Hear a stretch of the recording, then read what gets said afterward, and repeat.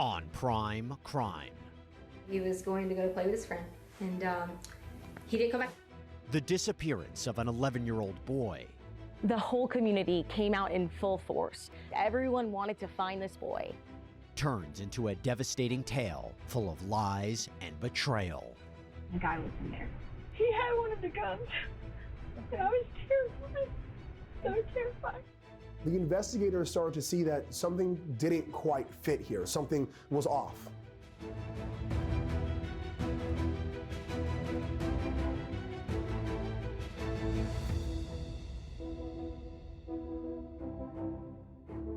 Hey there, everybody, I'm Jesse Weber, and welcome to Prime Crime, where we break down some of the most compelling and memorable true crime cases. In our next story about the disappearance of a young Colorado boy, you need to hang on, because this story goes in all different kinds of confusing and chilling directions. El Paso County 911. My son was supposed to be home at 6 o'clock, and it's almost 7. He's only 11. Okay. What's his name? Ganon. It's January 27th, 2020, Colorado Springs, Colorado. 36-year-old Leticia Stauch, who's married to husband Albert Stauch, is calling to report that her stepson, 11-year-old Ganon, has gone missing. When was he last seen? Maybe around like 3:30 maybe? Has this ever happened before? No. 11-year-old children don't just disappear off the face of the earth. That automatically puts everybody on edge. So we went to the neighbor's house. My daughter just went to Stingray Park, and he's not there. And who was the last person to see him? I guess me. Our assignment desk gets the notification. A 11-year-old boy is missing in this nice little community called Lorson Ranch. There was a lot of fear. There was a lot of concern of where he could be. Hey, can we come in? Hours later, police arrive at the Stauch's home to talk to Leticia, her daughter Harley, and Ganon's sister Lena, while Albert, Ganon's biological father, is out of town for work. He was supposed to be here at 6 o'clock because we were going to eat dinner, and his dad already told him he could play with his friend. And he didn't come back at 6, so we drive to the neighbor's house, and they're like, no, he's not here. It didn't seem like there was enough urgency in her voice. It seemed like she was not scattering in terms of her thoughts of what's going on, my stepson is missing. It was more like she was trying to piece it together. You have talked to all of his friends' parents? My husband did. He's been on the phone with a bunch of them. He's in Oklahoma. No, he said he's talked to everyone that he knows of. We had heard he went to a friend's house, but all of the community couldn't find him anywhere. At first, we had heard rumors this boy could have been a runaway. The next morning, Albert arrives back home from a training session with the National Guard. He and Leticia meet with detectives at a coffee shop to gain some insight on where Ganon could have gone. He told her he was going to play, which they do all the time. Maybe he's 10 minutes late, but nothing like this. The big deal here is he's a homebody. He would rather be at home playing his little Nintendo or, watching cartoons. So he's not one just to walk off. We're talking about January in the Colorado Rockies. It's cold. In fact, there was a pretty heavy snowstorm that occurred in the days following Ganon's disappearance. The likelihood that an 11-year-old child without substantial help from somebody outside the home could survive during that period of time greatly diminished the chances that we were going to find him alive and return him to his family. Training, I had to come home emergency, but they did not look distressed. Lost some time. Braden is his name. What's Braden's last name? I don't know. I mean, I got all his parents' phone numbers and we talk to him all the time. Connor, I know. Connor plays the register. There's a Connor, but he goes. There'd be so many tips coming into the sheriff's office. They had to have a separate line. So many people thinking they had seen him, turning out not to have seen him. This boy's disappearance was gaining not only statewide attention, but quickly worldwide, nationwide, online, social media, and there was just so much mystery, so much curiosity, so much concern. Then, the day after Ganon disappeared, Leticia tells an investigator she has something to share. So initially you didn't tell me some things because Albert was there. And Leticia, saying she wasn't able to speak freely while Al was around, comes into the police station to talk once more. But this time, she says she wants to tell officials what really happened.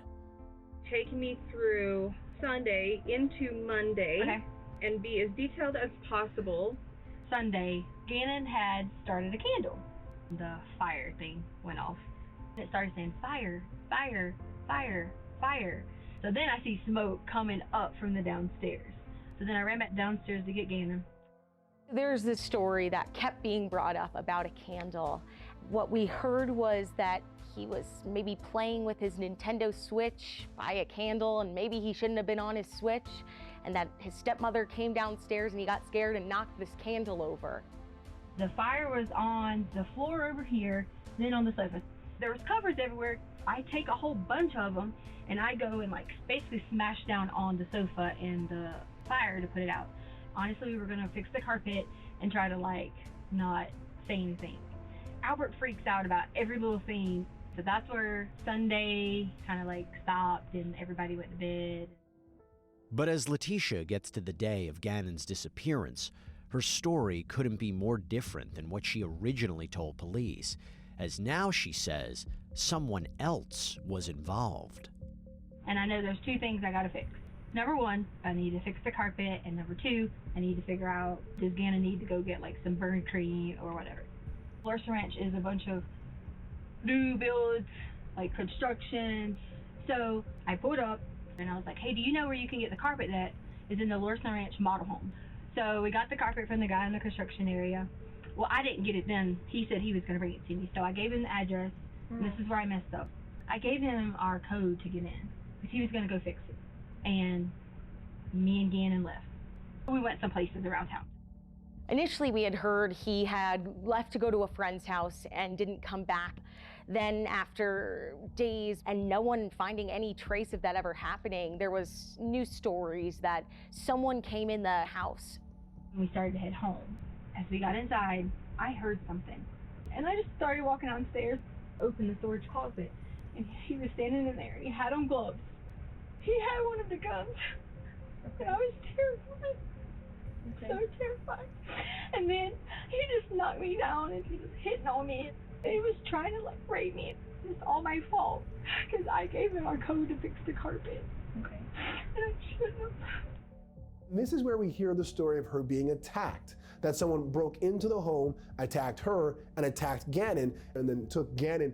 And here's another layer to a different story that she's now providing investigators. I swear to God, I don't know what happened from there. I really don't know. I kind of like blacked out just a little bit. Investigators begin looking into what Leticia's telling them, but in order to do that, they need to examine Leticia herself for evidence, something that appears to get her agitated. We had talked earlier about whether or not it would be able to take action at this point as far as like gathering evidence, whether it had been too long, and I told you that it wasn't. Right. Is that something that you're willing to do? Yes, definitely. I would do anything for you to figure out who Eduardo is. We'd like to get you over to the hospital for that. No, I would totally do that, but I really am. I just want to get some food and take a minute, and I can drive myself to the hospital. The investigators started to see that something didn't quite fit here. Something was off. Okay, you said I was free to go. Are you wanting to leave right now? I'm really hungry. I'm thirsty. Look at my lips. They're chapped. Can you give me just a few minutes? She said that I would be able to go.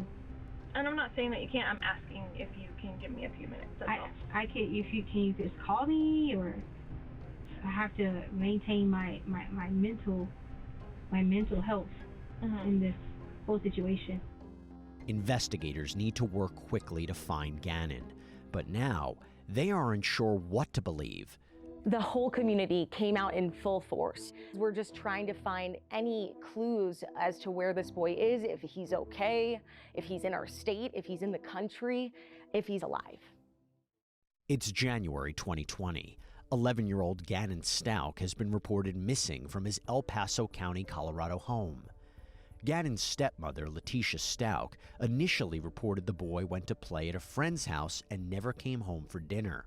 But a day later, she meets with investigators and changes the story, saying he had actually been kidnapped and that she had been sexually assaulted by a construction worker from a new home being built nearby.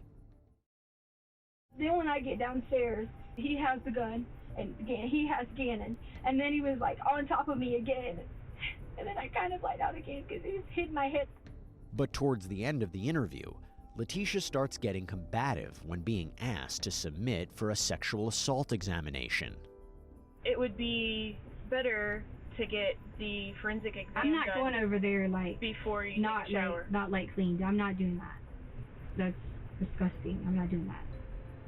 But I will gladly go.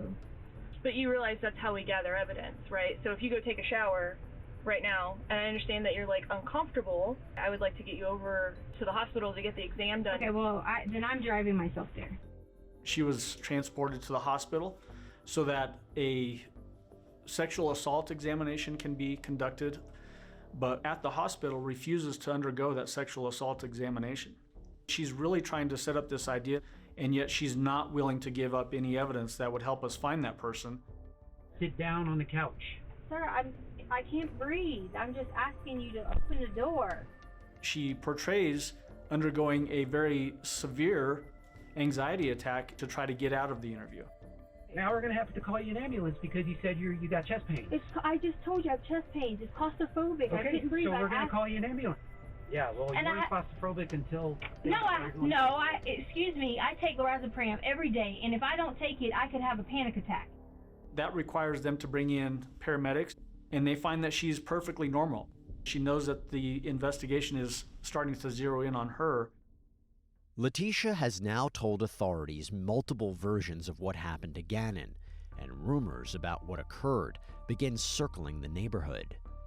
You were the last person to see him, is that right? Correct.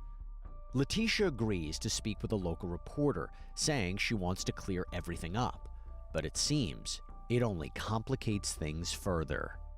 What did you see when you last saw him? Well, I'm not allowed to talk about anything with the case. I would more so be willing to talk about how the community needs to have faith and continue to work together and not make these false accusations, like the things that have been said that I've disappeared from the community, I haven't been there to help. There was just some weird things that kind of stood out based on her demeanor and all of that. You're speaking with someone that is in the center of the most heartbreaking situation you could imagine, that might have known some answers and couldn't tell the public to try to help. I took care of Ganon for the last 2 years in our home because his mother didn't want to do it. And I would never, ever hurt this child. They have all these theories on how Ganon is dead. He is not dead. We are going to find Ganon. And that's the main goal that we all have, my family has. She would always say that she really loved Ganon and that Ganon was the favorite stepchild of hers. But it's very clear from the way that she would treat the kid that in fact he was the least favorite child in the house. Ganon was, by all accounts, a mama's boy. And that caused Leticia to be jealous of that relationship that Ganon had with his biological mother. Any message for Ganon? Ganon, when you get here, you'll be able to truly tell what happened. And then I really hope I get a sincere apology from everyone. We love you and miss you, and we hope that you come home soon. In the middle of that interview, she's talking about Ganon as if he's going to come home, and then she switches and starts talking about him in the past tense. He was always so helpful with the dogs around the house. He was always like a person I could say, Ganon, can you go do this? And he would do it right away. He was so sweet and such a kind heart. That was a big clue for us, and it did sort of put the investigation on a different track. Detectives still aren't totally clear on what happened the day Ganon disappeared, yet they suspect Leticia might know more than she's letting on. At this point, even Al Stauch, Leticia's husband and Ganon's biological father, tries to get answers out of Leticia. I'm trying to do what I can outside of the law enforcement because you don't freaking trust them anyways. Do you trust them? Not based on what I've seen. Yeah. So that's why I'm going straight to the last person that saw him. If I would be the last person that saw him, then I would be the person that has him. Al expresses concerns that Leticia is holding back information, so he agrees to allow investigators to record their phone calls. If you know it's an accident, are you going to stand by me? Yes, absolutely, Tisha. I'm sorry for all the stories. I just didn't know what to do. So we were going to get your look at him and get your bike. I was letting get it right. It was really big, so the guy was helping. And he fell off of it and he got hurt bad. She comes up with a story about looking for a bike to buy for Al and how she and Ganon had gone up there to look at the bike. She describes in very elaborate detail Ganon test riding the bike, crashing, hitting his head. He was bleeding. Where was he bleeding from? His arms, his knees, his head. There was a piece of wood with blood on it found in a remote area, ways away from the house. That was a huge part of the case. When we found the board up in southern Douglas County, she had to explain why Ganon's DNA would be found on that board. And what we learned throughout those phone calls is, one, the level of lying that she was willing to undergo to deflect the investigation away from being pointed at her, but also she was giving us little clues throughout where she would actually include small snippets of truth, but she would do it in a way that would explain away why that truth existed and why somebody else was responsible for that truth. I didn't have a phone to call 911. They're supposed to be taking him back and I called 911. So the guy took him to take him to 911? The Craigslist guy? Quincy Brown or whatever. I swear to God, Quincy's real. There were several names. We heard Eduardo and Uncle Mike, a Quincy Brown. This was someone with a criminal record. What I'm trying to work out with you here is just the freaking truth. Alfred, I'm telling you, he hurt Ganon. I was tied. Okay, well, who is he? Who tied you up? Who did this? You didn't do it. Who did it? Who hurt Ganon? Who has Ganon? Alfred, they're gonna kill me. Who is they? These are the questions I need to know.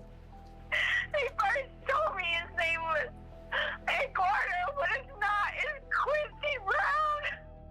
There was really no connection, though. Al got the same stories, and there was never really full context to these stories. So Quincy Brown is the one who has him. He's coming after me because I know who he is. Quincy Brown is the one holding Ganon for all the money? And you didn't tell me. So 3 weeks now, you've known who has my son. The dynamics between her and Al were, I think, at the very heart of what this case was about. Prior to Ganon going missing, the relationship between her and Al was deteriorating rapidly. In those phone calls, she's constantly talking about and trying to talk Al into supporting her through this entire thing. She felt like Ganon was the key to draw Al in closer to her and to keep that relationship going. Did you talk to an attorney and file for divorce? I have not filed anything yet. I'll give you the straight up honest truth. And we're at the same point now, unfortunately, 3 weeks later, I was not getting the whole truth. Even yesterday when we were talking, it wasn't adding up, and it still isn't. There's 3 or 4 different versions. Neither Al nor investigators are fully believing Leticia's accounts of what happened to Ganon. You know where an 11-year-old is, and I am here telling you we could go find him, and you are not giving us his location, alive or dead. I did not hurt my child, okay? It's mid-February 2020. Officials in Colorado have been searching for weeks for a young boy, 11-year-old Ganon Stauch. While initially reported to police by Ganon's stepmother, Leticia Stauch, she's been providing several versions of what happened, and they don't seem to be adding up. At one point, when speaking to Al, Ganon's biological father, who's working with authorities, Leticia brings up another possible player in the case. Someone was following us. There was this pregnant lady. So I agreed to help the pregnant lady. When I realized she's not pregnant once she gets in the car, I just was supposed to walk in Petco, look around, be normal, go drop this lady off somewhere. So she told you to walk into Petco? She forced me. It's just being caught up in the wrong place at the wrong time with people who are money laundering, wanting me to deliver paper to these Mexican restaurants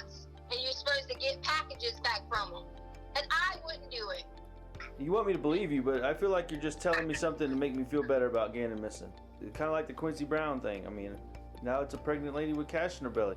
I'm innocent. It took a lot of strength on Al's part to go through those recorded phone calls. He had to keep his cool and not let her know that the noose was tightening, that she was quickly becoming the focal point of the investigation. What is wrong with you? What's wrong is my son's missing and you keep lying to me, okay? That's what's wrong. Okay, fine. Give me my son back. Tell the truth. Give me my son back. I don't have him. Where's he at then? You're ridiculous. Who has him? You haven't answered not one of my questions. You're not doing nothing but lying to me and sending me in a different direction than what you know is the truth. But then, detectives learn new information that changes the course of the whole investigation. One of the first days I covered this little missing boy, the neighbors were doing whatever they could. And I got to speaking with Roderick Drayton. He said, you know what?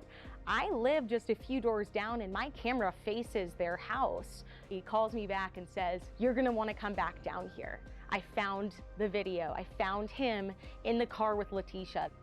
He was lethargic early on the morning of the 27th. The way he walks out to the truck clearly showed that he was under the influence of some sort of drug. And one more thing points to Leticia Stauch. Evidence is found at the Stauch's home, suggesting Ganon was possibly killed there. When Leticia calls 911, the police actually go out to the scene and walk through the house. And there's nothing immediately apparent that would suggest something bad had happened. It really goes to the idea that she did an extensive job of cleaning up the crime scene. And then when we go into Ganon's bedroom, you could see very fine blood staining on the walls, so small that it was hard to see with the naked eye. The investigators, they find blood and DNA all over the home. And the most chilling part of where they find the blood in his bedroom is it's underneath his mattress, underneath the carpet pad, and soaked into the concrete below. And that tells you how much blood came from this young child. Through the blood, through the forensics, through the ability to track her movements in the time frame of when Ganon was supposedly lost, they're able to piece together that she had a lot more in connection to this case than she initially told law enforcement. Do you know why you're here? Did they inform you why you're under arrest? I'm under arrest? Yes. For what? Just over a month after Leticia reported Ganon missing, she's arrested while visiting family in South Carolina. I'm getting charged with what now? We found enough, you call it probable cause, for a warrant to be issued. Okay, a warrant for what though? It was for the murder. What murder? Ganon Stauch. So Ganon is murdered. That's what the evidence shows. Okay. She's interviewed yet again, this time by the FBI. There's a lot of stories out there. So if someone truly took Ganon, though, we need to know the real story because you put out quite a few different stories. The FBI agent tells her, we heard you telling multiple stories on the phone with Al. And she says, oh, I knew you guys were already recording. She says she was hurt. He wasn't trying to work with her. So she purposely gave him multiple different stories. I don't think you intended to hurt Ganon at all. Something bad happened in his room. No. If you didn't do it, and it helps me find Ganon. I didn't do it. Okay, well then help me find out who did. Who did what? That to Ganon in his room. Done what to Ganon in his room? There's a pool of blood in the corner. Okay. That's Ganon's blood. Where do you think that I had any involvement with Ganon, and where did he go? You're the last adult with him. You told a lot of lies. He would lead her down a path, and right at the point where she's going to make a statement that would potentially incriminate herself, she's conscious enough to know that this is occurring, and then she would then pull back. If you can point me to a different person, then I can help you. If you trusted me to talk to me, you would tell me where Ganon is right now. I don't know where Ganon is. You do. If you would have told police the very first night that he was taken forcibly, everything would have been different. The agent then confronts Leticia on something that raised red flags earlier in the investigation. Here I even have what you entered in your phone. The stuff that you've entered and deleted, like blood is spurting from an arterial bleed. Direct pressure not controlling. Do what? I didn't look this up. Well, somebody did from your phone. I don't like my stepson. No. I don't like my stepson. Should I get a divorce? How to get blood out of sheets. Out of sheets? Mm-hmm. Her Google searches were massive in this case. How long does it take a body to decompose, face transplants, find people who want to go to jail? If you did something bad to Ganon, could you ever admit it? What? I didn't do anything bad to Ganon. Right now, you're the last person with Ganon. I don't do bad things to people. I don't. I don't think you do bad things to people. I don't do bad things to anyone, and I didn't do anything bad to Ganon. Why would I hurt our child? I had everything in the world. Why? I have no motive. None. But investigators come across a recording from the night when Stauch says Ganon accidentally caused a fire from a candle that sheds a chilling light on their relationship. Ganon, I promise this is the last time I'm going to ask you. I'm just freaked out, okay? Are you sure you didn't do it on purpose? He did it. Okay, you promise. You promise. On purpose. Pinky promise. Pinky. There was one video where she was manipulating him on that Sunday night. We're gonna have to sell stuff to fix it, okay? So we figure out what we gotta sell. We can sell the sofa, we can sell whatever, because we gotta get it fixed so the lady don't be mad at us and kick us out of the house, okay? You got it? You got it? I'm just worried about my friend. Okay, shh, listen. You hear this little boy's voice and the fear in his voice, and she recorded him. You hear that recording and it's this little boy, I promised I didn't mean to do it, and just his voice shaking and he's crying. While authorities may know who's responsible for Ganon's disappearance, there's still one major missing piece. Ganon is still nowhere to be found. That's when a case-changing discovery is made hundreds of miles away. We're here at the bridge next to Scamby County line and reference the suitcase. It was a heartbreaking day. We got the news that 1,300 miles away, bridge inspectors in Pensacola, Florida, find this suitcase, and everyone's heart sunk. We were inspecting the bridge, found that suitcase down there, decided we'd open it to see if anything was in it. Body rolled out, along with what appears to be a comforter. Investigators discover Leticia rented a van and drove 1,300 miles to Florida with her daughter just days after Ganon's disappearance. They were tracking her. There was trackers in the rental car, and the way she was going, where she was going. If your kid's missing out of a town in Colorado Springs, why are you leaving? We later found out why. Hotel records right near that bridge from February 4th. That gave us answers.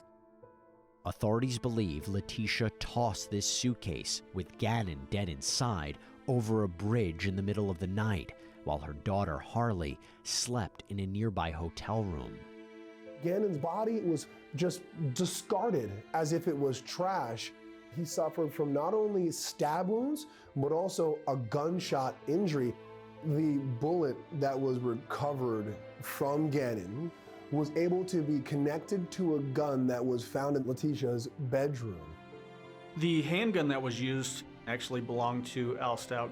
What was really eerie about the way that it was found is that as it was sitting on the dresser, it was actually pointing at a photograph of Ganon. It looks like he was trying to defend himself and fighting back, but it was a brutal, brutal attack.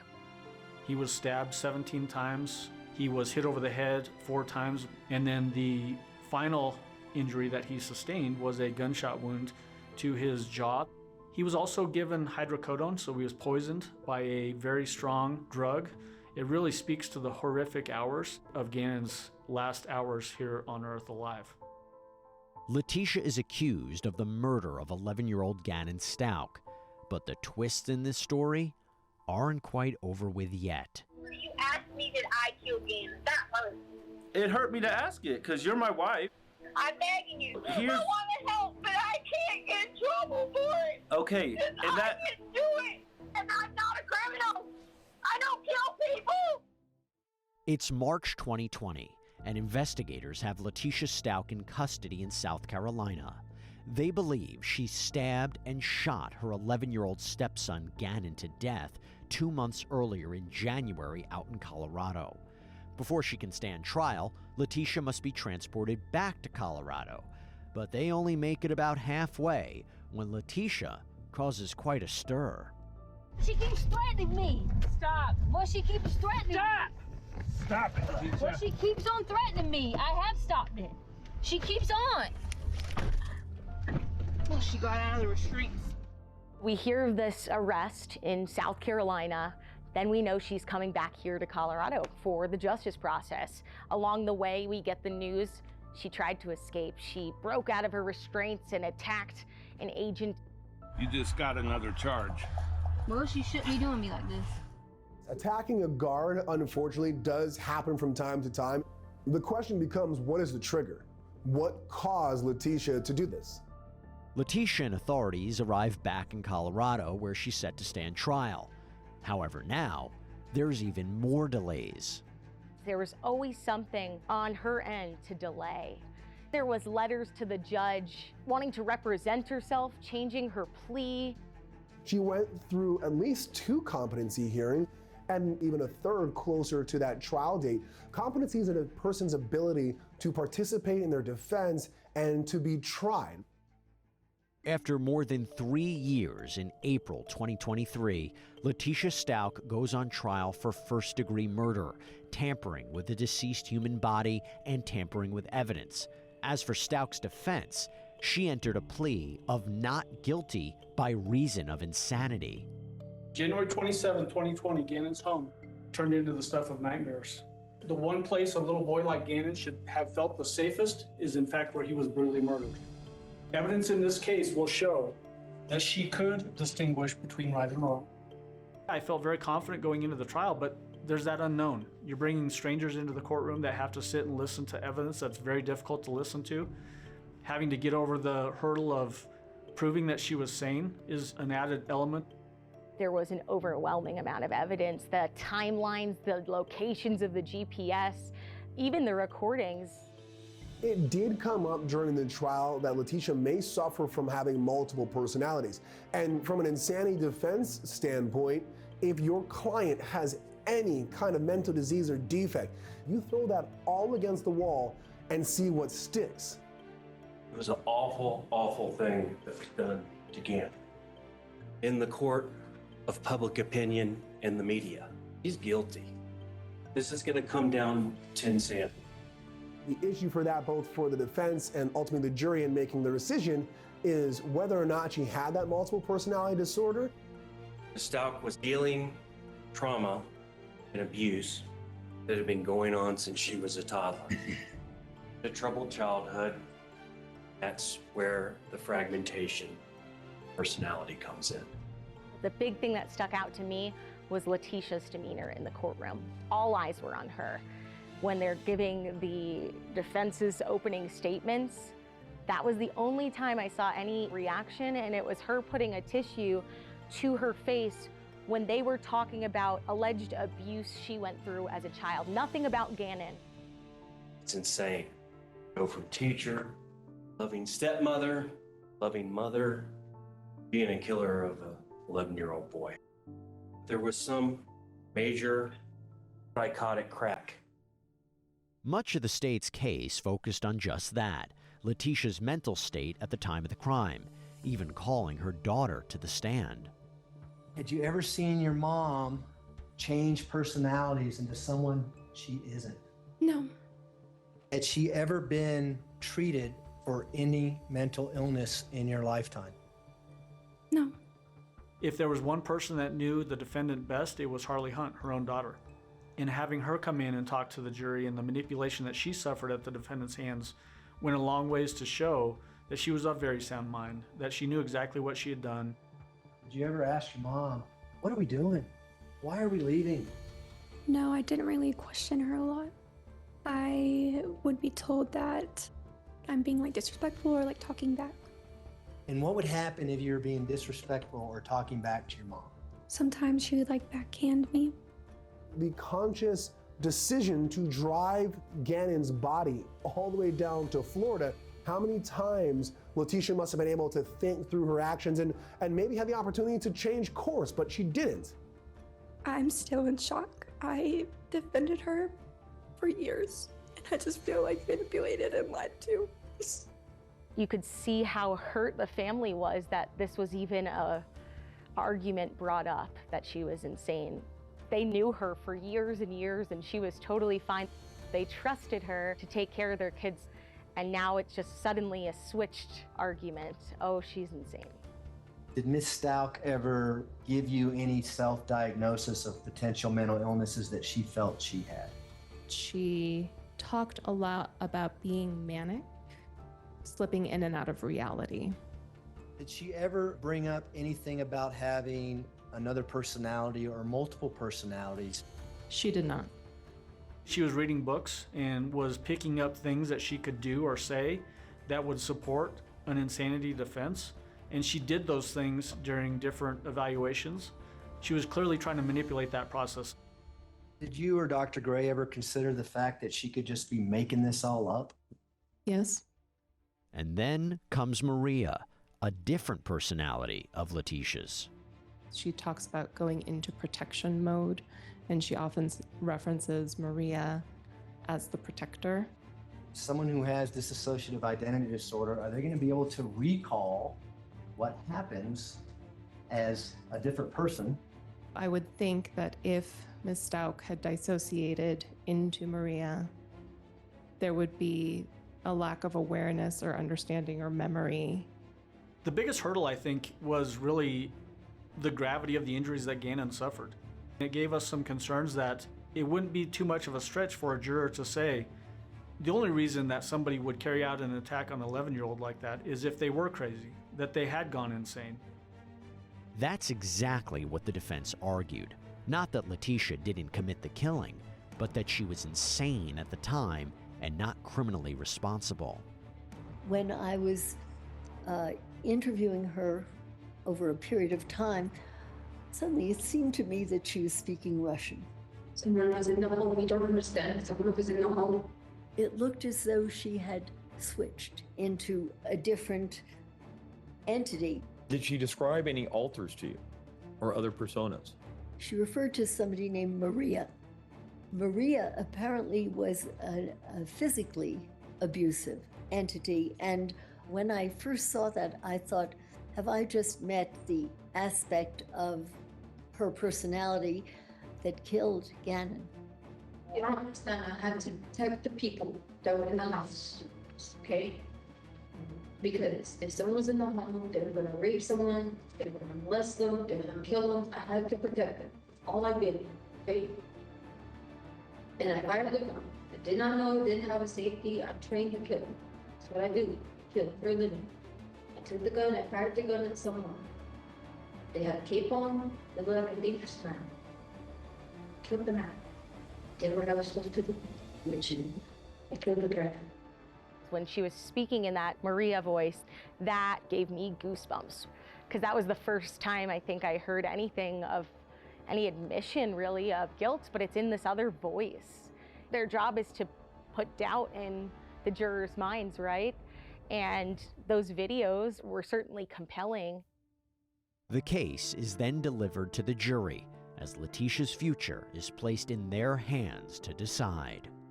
When you turn a case over to a jury for deliberations, you sit there and you think about, well, could we have done this differently? Did the jury pick up on the things that were important for the case, or did they miss something? Were they paying attention? You just never know until you get that verdict. There was that feeling of fear, what could happen, but there was just that hope it would be a result soon and there would be justice served. After nearly 8 hours of deliberations, the jury comes back with their decision. We, the jury, find the defendant Leticia Stauch guilty.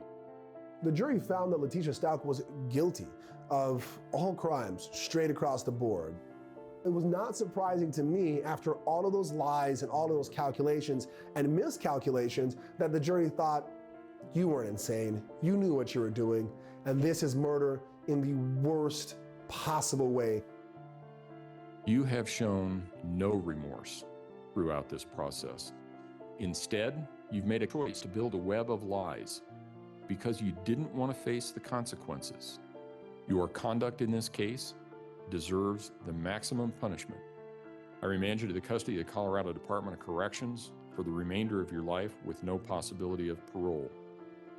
I remember Ganon's mom telling me after the verdict, and it hurt to hear, that she in her heart knows that Ganon loved this woman in his final breaths.